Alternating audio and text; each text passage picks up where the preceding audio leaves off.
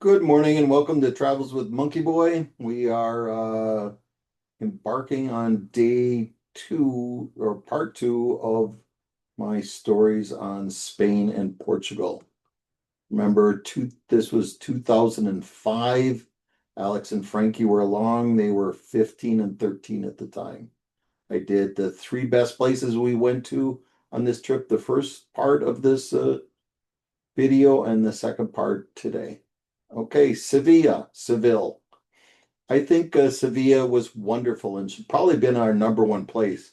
Certainly it had the sights, but I'm a bit pissed off at the way it evolved. We arrived into the heart of the city and parked perfectly, but then we stumbled around trying to figure out what to do and how to do it. Ultimately, we found a city tour bus that cost us $50 for an hour ride, but mostly took us out to the grounds of the Seville World Fair, which was a dozen years ago. Imagine a tour bus of Orlando spending half their time visiting bankrupt world. Over to the left, behind the weeds, was the Science Center. Over on your right is the Russian Pavilion, put up in 6 months and now in a state of ruin. I mean, what was the point?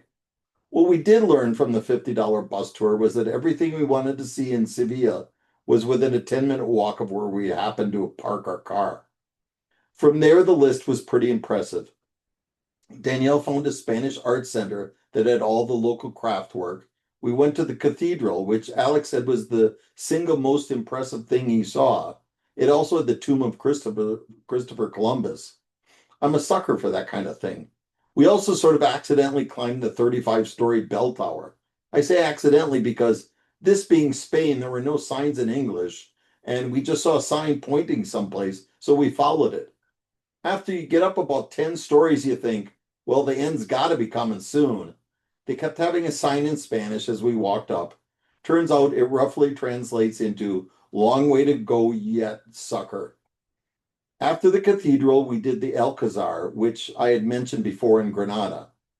After the Alcazar, we did dinner and then some more shopping. We had two of our worst meals in Sevilla, which shouldn't count towards the city or the day, but it does. Another slight drawback was that we didn't leave Sevilla to drive back till about 10. We had an hour's drive back and we were all exhausted, which brings me to Arcos. We stayed in a hotel in Arcos de la Fronteria. Oh, it was beautiful. My plan was don't get a hotel in the middle of one of the big cities. Get a hotel in some outlying city and then commute in. I mean, we had a car. Why not use it to help eliminate some of the stress that comes from driving and trying to park in a big city? That was the plan anyway. We stayed in Arcos for 3 nights, one arriving late from Portugal, one arriving late from Sevilla, and one arriving late from Gibraltar. Now, you're going to look at our hotels in the pictures in a minute. The road to the hotel was so narrow, it was barely one car wide. At several points along the way, we had to move in the side view mirrors because the street was not wide enough for a car to fit down. Um, Now, not to be a whiny Willie, but I haven't driven a stick shift car in 10 years, and the amount of driving I've done in a stick would amount to 1/10 of 1% of my total driving. But here in Spain, unable to read the signs, not knowing where we're going, uninsured, unable to speak to someone if we got in an accident, and driving up a 45-degree angled street with the difference between vacation success and disaster being measured in fractures of an inch. Well, here I get a stick shift. And by the way, a goofy car, the Picasso, very comfortable for us. Um, the stick did offer several points in the trip where I said, guys, I think I have the car in first gear. I'm going to gun it now. If I've missed the gear, we will all die. I frequently miss first gear, but thankfully never enough to kill us. Anyway, to avoid the stress of city driving and parking, I chose a hill on top of a mountain that required me to drive through streets no wider than an ox cart. And then when we got to the cart, to the top of the mountain where our hotel was, there were 10 parking spots for the entire village. There were 11 cars in the village. So to get a parking spot at the top of the mountain involved dropping everyone off and then waiting for an hour or so, hoping someone would leave. Thankfully, someone always did. The fifth best spot, Madrid. Madrid was the end of our vacation. We didn't arrive to our bed and breakfast west of Madrid until late at night on Friday, after a 3 hour drive from Granada. So since we were all completely wiped out, I let everyone sleep in until 8:15 in the morning. Then we caught the train into Madrid and only did a 12-hour day. Our focal point for Madrid was the Prado, or so I thought. Maybe one of the five most famous art museums in the world. I have to admit I was a tad bit disappointed. They had a great collection of Spanish artists, Goya, El Greco, and Velázquez, but I'm not a huge fan of theirs. There was also some other lesser works from the superstars of the art world. But the one painting that I was thrilled to see, and which I consider one of the 25 greatest paintings, was Eremonius Bosch's The Garden of Earthly Delights. They had a bunch of Bosch, along with similar artists from the time, that painted nightmarish scenes. Really weird, though, I guess not as weird as Alex's smile in the picture I'm going to show you. Maybe I'm being hard on the Prado. I was pretty physically tired at this point of the vacation, as were the kids. It didn't have nearly the impact on me of the Louvre or the Museum d'Orsay in Paris or the Rijksmuseum in Amsterdam. But I think mood is a big element of art museum enjoyment. And if I think real hard about the collections, well, it was clearly more impressive than, say, the Art Institute in Chicago or even the Guggenheim. So when we piled on the exhaustion of our trip onto the exhaustion from walking around the Prado for a few hours, the only logical thing we could do was walk all over the damn city of Madrid. I think we walked for another 8 hours. This was not exactly my plan. Danielle was determined to find a Spanish store called Zara that she had loved in Jeddah. She had directions and a map, and me along to point out the wrong direction to go in. As the hours went along, Danielle grew more and more determined. We stumbled through the streets and discovered some great palace and some famous square. We saw a huge collection of paparazzi waiting anxiously for some celebrity to arrive. We waited with them for about a half an hour before giving up, partly on the realization that this was likely some Spanish celebrity that we'd never heard of. We ate at Planet Hollywood, horrible, worst meal in Spain, and just kept walking and walking. Finally, as the sun had set and it started getting cold, we found the Zara store. For some, that would be good news. For me, it meant that my burning, aching feet were in store for 2 hours of women's clothes shopping. And I didn't just have to shop, I had to smile while I shopped. Danielle remained steadfast in her belief that a proper husband should enjoy shopping for clothes for his wife. Actually, it ended up being quite useful because I got to teach my son the joys of pretending you understand about fashion and pretending you know the difference between pretty and ugly. I showed him one of the best secrets. Wait for a pretty, fashionably dressed young woman to pick something up and then go over to that section, pick the same thing up and say something like, "Oh, Danielle, this would be cute on you." Closing my eyes and randomly picking out something had a reasonably good chance of success. The least likely route to being useful was to find something that I really thought looked pretty. That almost always resulted in a turning up of the nose, or even worse, a pinching at the nose. In the end, we bought beautiful purses and clothes that we couldn't afford, and the only blemish on the day was when Frankie proudly announced to Danielle when we'd finally found the perfect outfit. Dad doesn't really love it. He doesn't have any idea what he's talking about. He's just making things up because he thinks that's what you want to hear, which got me fully into the doghouse. And while what Frankie said was true, all I really meant was clothes don't make Danielle beautiful. Danielle makes clothes beautiful. Anyway, joys of traveling with a teenager. As for the rest of the trip, we did one day poorly, I think, and that was the day we drove from Lisbon to Arcos. It was a long day of driving, maybe 7 hours in the car. But my plan had been to go find the African flamingos that spend winter in South Portugal. But in the process, I also wanted to go to the furthest southwest tip of Portugal. Not for any reason other than when I look at the map, I can quickly see where we were. And it was beautiful. We found a cute restaurant, and three of us had lobster paella, which was good, but not great. The problem was that the drive here and back swallowed up too much of the daylight hours. By the time we reached the spot where the flamingos might be, it was dark. Other things to rank: best place we stayed at, the hotel in Granada, beautiful old mansion in the old part of town, directly under the walls of the Alhambra. The hotel in Arcos, okay, I whine about the driving, but it was really cool. And if I was a jillionaire, I would have spent a week in Arcos just wandering around the old city. The hotel in Sintra, they had the most ridiculous shower of any place I've ever been at. It was roughly 3 feet by 3 feet square with high velocity water, no lip on the tile, a plastic shower curtain that stopped the water like a sheet on a clothesline stops the wind, and no drain on the bottom floor, on the bathroom floor. So when someone took a shower, the entire bathroom filled up with water. Around the first round of showers, after the first round of showers, we were afraid to shower again.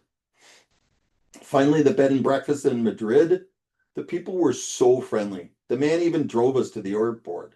But when I had booked, he promised us 3 rooms for the price of two, and when we showed up, he offered us 2 rooms for the price of three. We eventually got the price right, but the dream of the kids getting their own bedroom for a couple of nights was gone.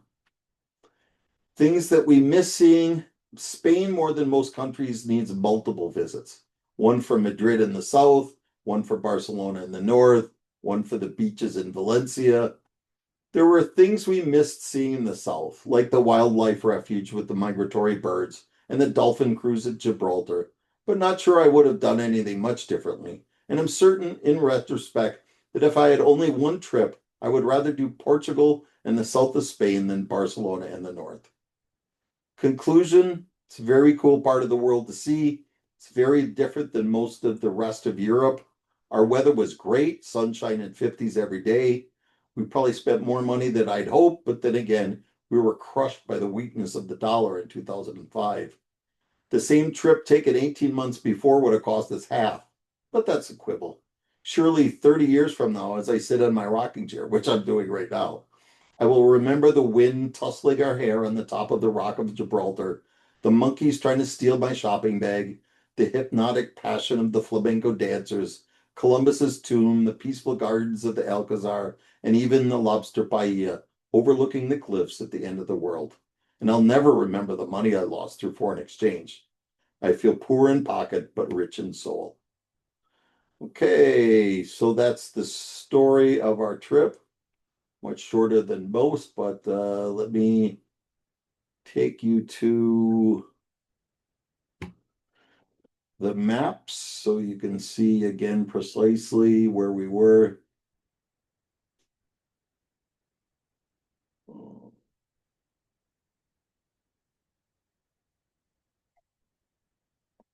So this was the long day. This was the drive where we went from Lisbon down to São Vicente and then over to Arco de Fronteria. And this was indeed the southwest edge. And I love Google Earth. This is where we had lunch here overlooking the cliffs. It was really quite beautiful. And then we took the highway. Long day of driving, but I'm not afraid of driving. Danielle hates it, but she's stuck with me. And here's Arco.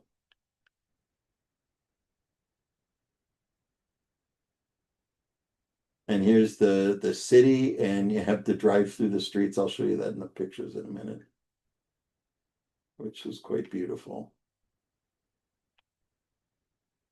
And then we would drive from Arco. We drove to Gibraltar to see the glorious rock. Those of you non-geography majors, you got Morocco that's just like 10 miles away. And this was the hub to get into the Mediterranean. So you could see militarily why it was so important, because if you wanted to have any sort of military presence or naval presence in the Mediterranean, he who controlled Gibraltar controlled the region. We went to Granada, and then I said back to Madrid. Okay, let me take you to some pictures.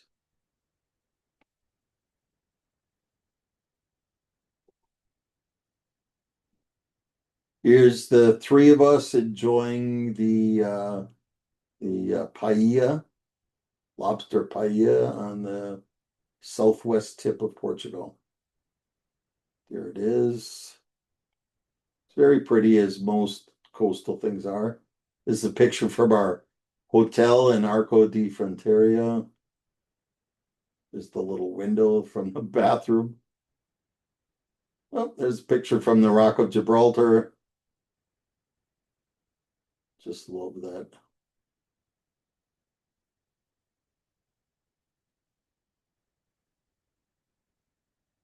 Chubby even 25 years ago. The happy couple. We would have been married, what, about 3 years at that point. Here's one of the monkeys. You can see the ships passing through the Straits of Gibraltar. There's the Spanish city below. Lots of monkeys around. There's the cable car that took you from the Spanish city. Some grim looking factory ruins I thought were cool. This was a terrifying warning. Keep clear day and night or clamps. One never wants clamps. There's the bird poop on the rocks from centuries of bird poop. There's Alex, same as the picture behind me, sitting next to the rock. Here's the Alcazar with the gardens, beautiful waterways. This was our Thanksgiving dinner. Well, the picture's a little bit out of order. Here are the flamenco dancers. I told you about that in yesterday's story. The two guitarists, and they had the three singers with the three dancers, and they had tap dance shoes and clapping their feet. It was really just magic. It was because of the small room and the curvature of it, it made the acoustics really cool. They were really into it, as I was. You had a lot of the tiling, which was the Moroccan Moorish style.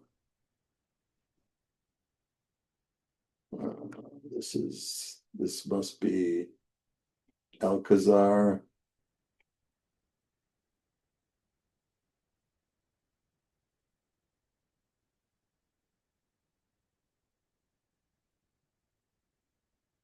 It's really a beautiful place.